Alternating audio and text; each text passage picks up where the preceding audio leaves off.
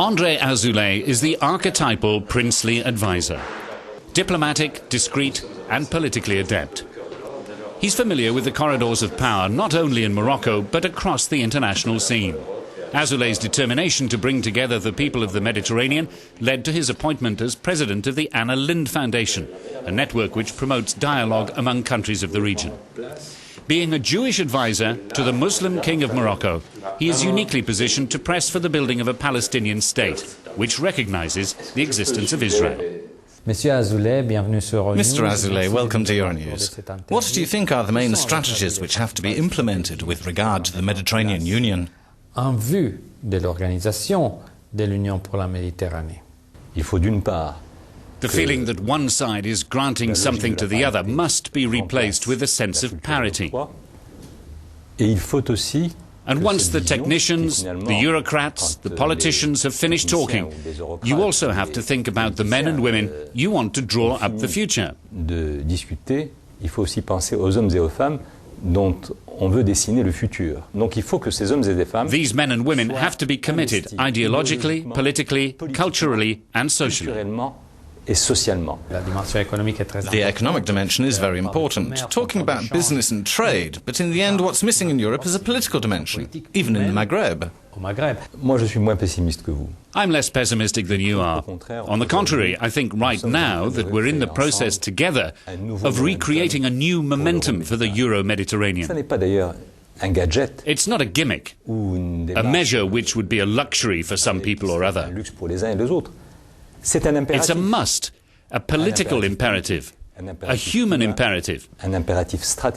But it's also a chance for Europe, maybe across the Euro-Mediterranean, to rediscover an influence which has been partly lost with globalization. Because when you speak of the Euro-Mediterranean, you cannot erase or obscure the most difficult issues which have confronted the international community. I'm thinking mainly of this yet-to-be-created peace between the Palestinians and the Israelis. I'm thinking of the situation in Iraq or Afghanistan, the wider picture anyway, which is also affected by very strong tensions between the great civilization of the Islamic, Muslim, Arab world and the Western world, the world of Western Christianity. Well, you've almost always advocated the creation of a Palestinian state alongside the state of Israel. Do you think that that time has come? The whole world today recognizes both the legitimacy and the absolute necessity to have a Palestinian state, which has rediscovered its identity, whose rights have been restored, but the whole world hasn't got there yet. And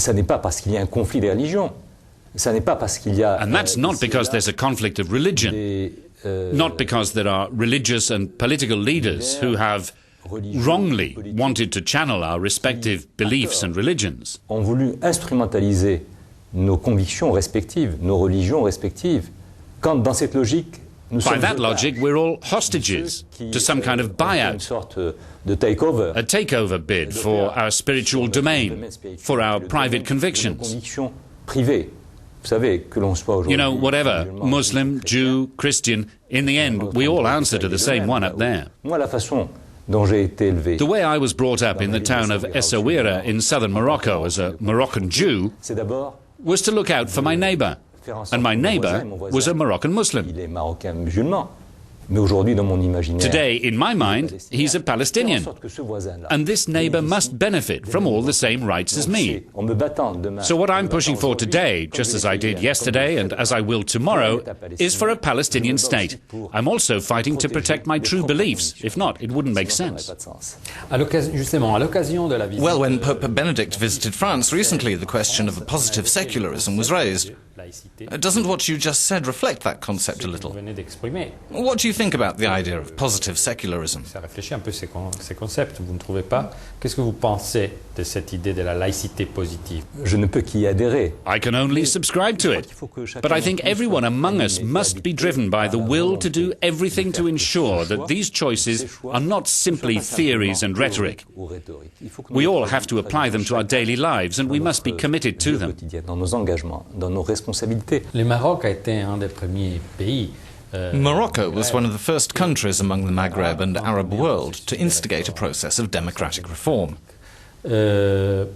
Comment maintenant le Maroc affronte la question? How is Morocco dealing today with the return of instability, with Al-Qaeda building itself up in the Maghreb and sub-Saharan Africa? Qui est en train de se développer au Maghreb. Two areas which are obviously of interest to Morocco. Ces deux points géographiques qui intéressent évidemment le Maroc. Cette construction. The building of this modern Morocco, this open Morocco, a Morocco anchored in its roots and identity, that's irreversible. The problems you raised just now are not Moroccan problems, they're multinational, they're international. Qui ne sont pas marocains, ils sont multinationaux, ils sont internationaux. They could exist eventually in Morocco, that's been considered, but they'll be short-term. So, do you think that generally democratization and the war against terrorism are compatible? Absolument. Au contraire, je crois que absolutely. In fact, I believe building this open and democratic society, which is growing in its consensus to move as far as possible in that direction, is the best response.